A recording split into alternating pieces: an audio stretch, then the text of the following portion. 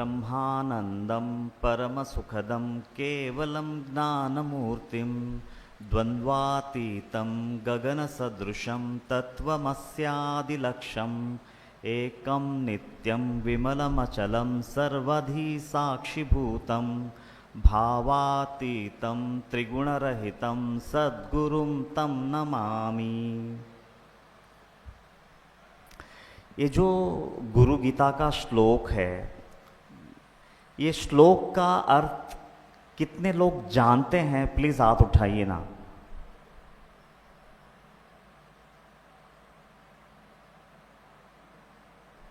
अरे बाप रे, एक भी नहीं।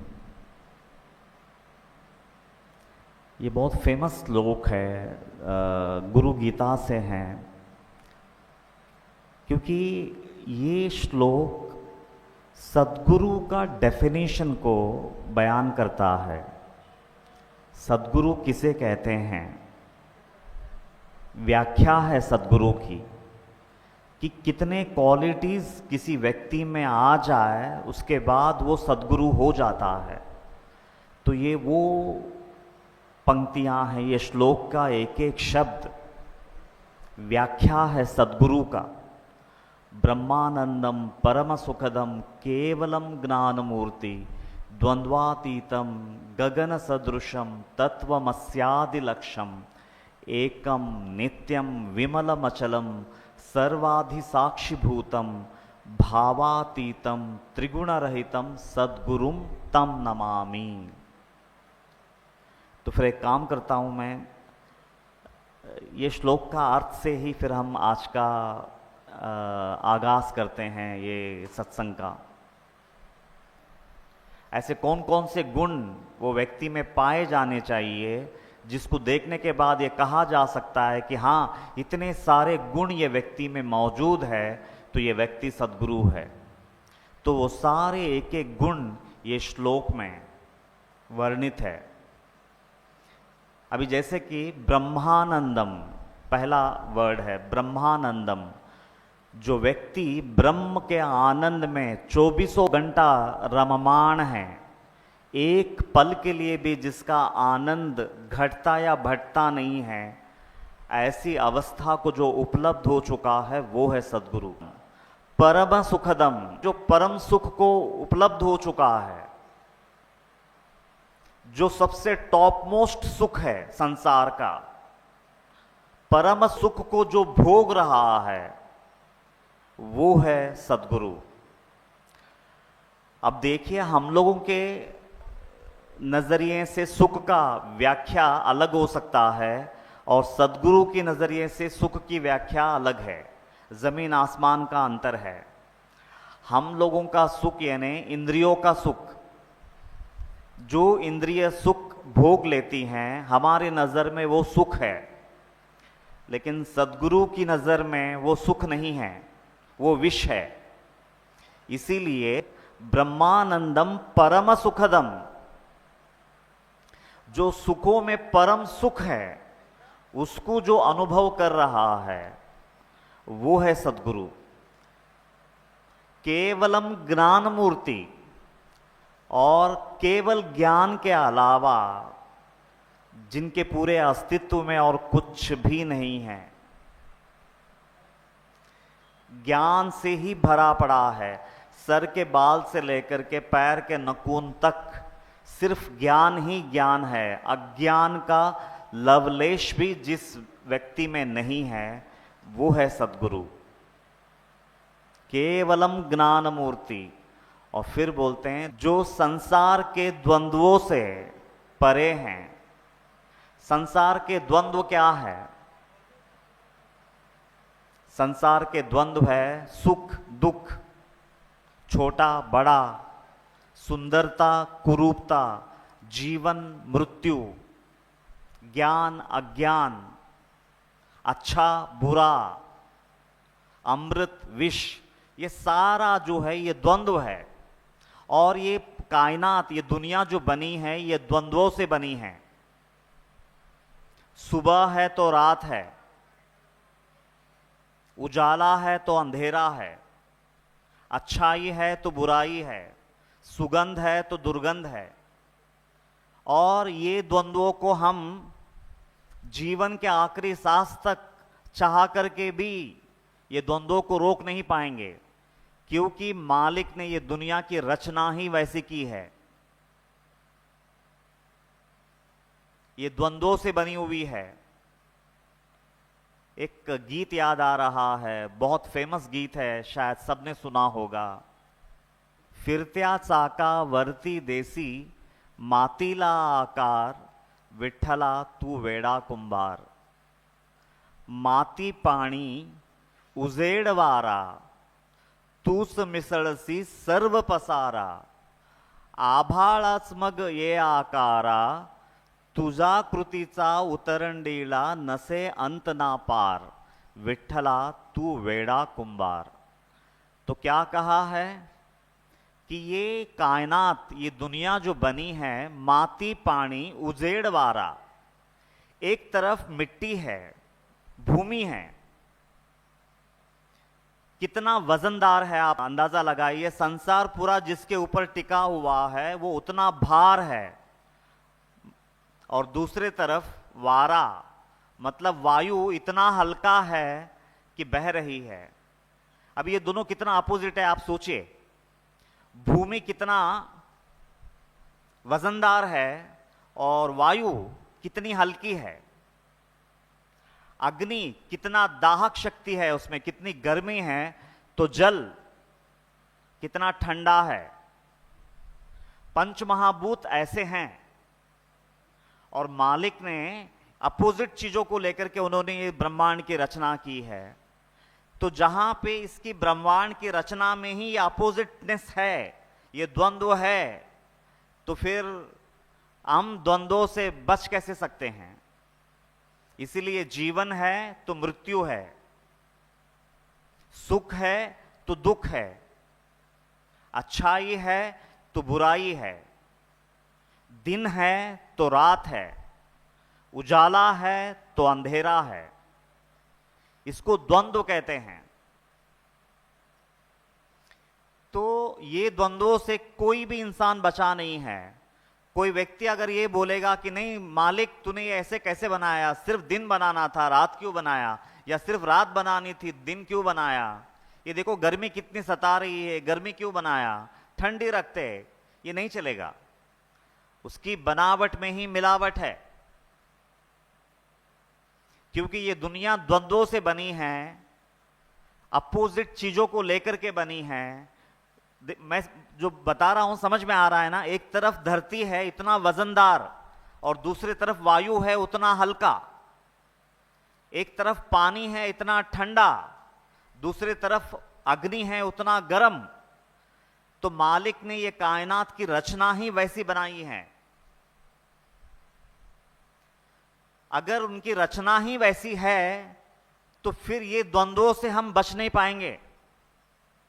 केवल और केवल सुख भोगने की जो हमारी भावना है वो कभी भी पूरी नहीं हो जाएगी, उसके साथ दुख आएगा ही आएगा, हम चाहे या ना चाहे। केवल और केवल आनंद, केवल और केवल सुख, केवल और केवल शांति हमारे हाथ लग ही नहीं सकती है। शांति की कामना कर रहे हो तो अशांति भी तुम्हारे जीवन में आने ही वाला है। मान सम्मान की भूख है तो अपमान को भी सहना पड़ेगा। ये द्वंद्व है ये संसार में, क्योंकि मालिक की बनावट ही वैसी है। लेकिन सद्गुरु, उन्होंने क्या कहा है श्लोक में, सद्गुरु ये द्वंद्वों से परे हैं। ये दोनों को गिरा करके जो जीत चुका है, ये दोनों से जो ऊपर उठ चुका है, जो द्वंद्वातीत है, वो है सद्गुरु। इसीलिए द्वंद्वातीतम ब्रह्मानंदम परम सुखदम केवलम ज्ञान मूर्तिम। द्वंद्वातीतम, ये द्वंद्वों से सद्गुरु परे हैं, हम परे नहीं हैं। हमारे ऊपर ये द्वंद्व लादे जाएंगे, क्योंकि हम संसार से अभी उठे नहीं हैं, संसार का जो चक्र है उससे बाहर नहीं गिरे हैं। तो ये द्वंद्व हमको फेस करना है। हमको धूप को भी फेस करनी है, हमको ठंड भी फेस करनी है, हमको अच्छाई भी फेस करनी है, हमको बुराई भी फेस करनी है। मालिक ने एक तरफ हमारे अंदर में मन रखा है तो दूसरी तरफ बुद्धि रखा है। तो ये द्वंद्व चलता रहेगा, लेकिन सद्गुरु ये द्वंद्वों से परे हैं। इसीलिए द्वंद्वातीतम गगन सदृशम। अब हमारी हस्ती जो है, हम सबकी हस्ती, अब हम अगर यहां बैठे हैं तो यहां तक हमारी हस्ती सीमित है। मेरी हस्ती एक चेयर तक सीमित है। मैं ज्यादा से ज्यादा यहां आप लोगों को देख पा रहा हूं। मेरे पीठ पीछे क्या चल रहा है मुझे नहीं मालूम है, क्योंकि मेरी व्यापकता जो है सीमित है। ये शरीर की व्यापकता है, लेकिन सद्गुरु की व्यापकता सीमित नहीं है। जैसा आकाश हर जगह मौजूद है, वैसे ही सद्गुरु हर जगह मौजूद है। इसलिए कहा गया है गगन सदृशम। गगन सदृशम तत्वमस्यादि लक्ष्यम। अच्छा, सद्गुरु का अवतार किस लिए होता है? उनका अवतार कार्य का मेन उद्देश्य क्या है? तत्वम असि, तुझ में और मुझ में कोई अंतर नहीं है, तू ही मैं है। तत्वम असि, तू ही मैं है, हम दोनों में कोई भेद नहीं है। ये ज्ञान देने के लिए ही है। इसके अलावा अवतार कार्य का और दूसरा कोई उद्देश्य नहीं है। वो है सद्गुरु। इसलिए कहा गया है तत्वमस्यादि लक्ष्यम, जिसका लक्ष्य केवल एक है। जो भक्त में तत्वमसि का वाक्य को दृढ़ करता है कि हम दोनों एक ही है, हम दोनों में कोई भेद नहीं है, ये तड़प लेकर के जो अवतार लिया है वो है सद्गुरु। और फिर बोलते हैं एकम, जहां पे दो द्वैत के लिए जगह नहीं है। ये ब्रह्मांड भर में बस मैं ही मैं हूं ऐसी जिसकी अनुभूति हो चुकी है, वो है सद्गुरु। हर प्राणी में, हर वस्तु में मैं ही मैं हूं ऐसा जिसकी अनुभूति है, वो है सद्गुरु। इसलिए एकम कहा है। मैं आत्मा हूं, मैं परब्रह्म हूं और मेरी व्याप्ति ये चराचर में पूरी तरह से मैं व्याप्त हूं। मुझसे जुदा ना कोई व्यक्ति है, मुझसे जुदा ना कोई वस्तु है। इसलिए कहा गया है एकम, मैं एक हूं और मैं पूर्ण हूं, मुझसे जुदा कोई भी नहीं है। एकम नित्यम, एकम नित्यम विमलम अचलम, तो एकम नित्यम कहा गया है। तो मैं आज हम लोग जो है, आज हम जी रहे हैं, आज हम सबकी उम्र किसी की 40 है, 50 है, 60 है, जो भी है, लेकिन एक वक्त आएगा जिस दिन हमें ये धरती निगल जाएगी, हमारे प्राण पखेरु उड़ जाएंगे। हम शाश्वत रहने वाले लोग नहीं हैं। आज आए हैं, आज इस जग को दिख रहे हैं, एक वक्त आएगा जब हम नहीं दिखेंगे, हमारा अंत हो जाएगा, हम मिट्टी में मिल जाएंगे। मतलब ये शरीर का अंत है, निश्चित है। आज है क्या कल है क्या 50 साल बाद है क्या 10 साल बाद है, कह नहीं सकते, लेकिन एक दिन मिटना जरूरी है। लेकिन सद्गुरु के बारे में कहा जा रहा है एकम नित्यम, मतलब वो थे, वो है और वो हमेशा रहेंगे। जब शरीर में थे तब भी थे बाबा, जब शरीर में नहीं है तब भी है आज बाबा, और शरीर धारण करने से पहले भी बाबा थे। वो जो परब्रह्म की अवस्था है उसको नित्यम कहा गया है। शरीर नित्यम नहीं है, शरीर आज है कल नहीं रहेगा।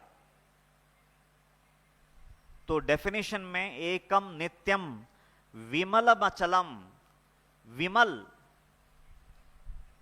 मलिनता से रहित है, कोई मलिनता, कोई अशुद्धि जिस चेतना में ना हो, वो है विमल।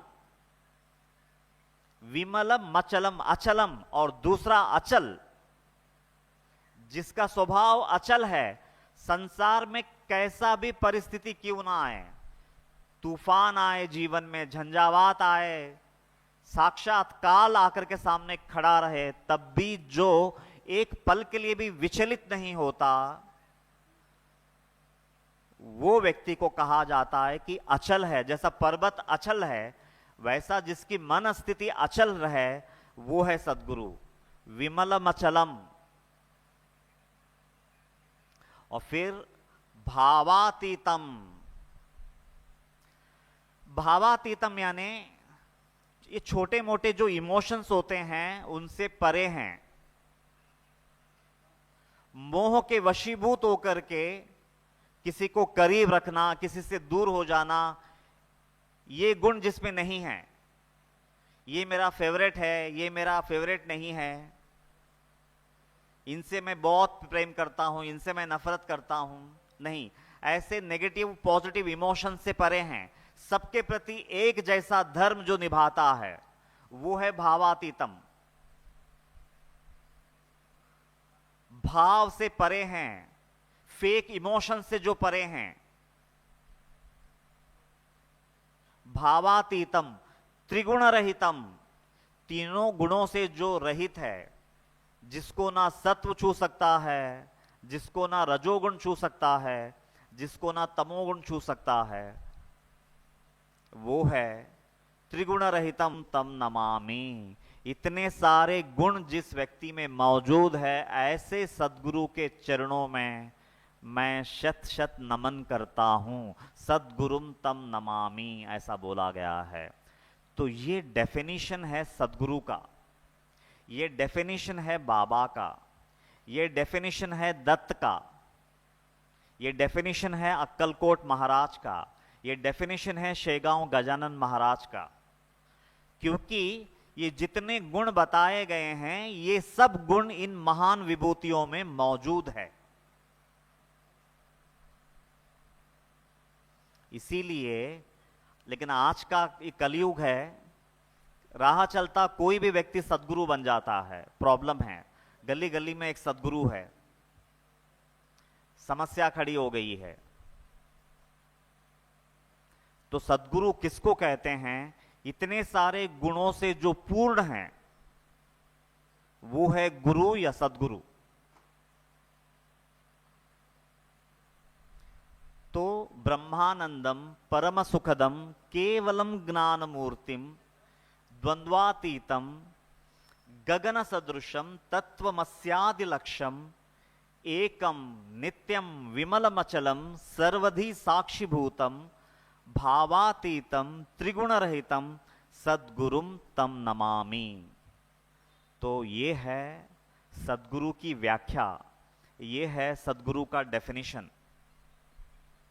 उम्मीद करता हूं कि आज के बाद कम से कम सद्गुरु किसे कहते हैं, कितने क्वालिटीज होने चाहिए सद्गुरु में, तब जाकर के उसे सद्गुरु कहा जाता है।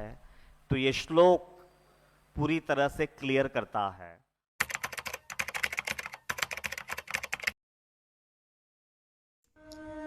मनोहारिणी शापताप निवारिणी अज्ञान नाशिनी मोक्षदायिनी परम कल्याणकारिणी सच्चित आनंद प्रदायिनी अनंत कोटि साई नाथों की जननी साक्षात साई स्वरूपिणी ग्रंथराज श्री साई सच्चरित दिव्य ग्रंथ की जय।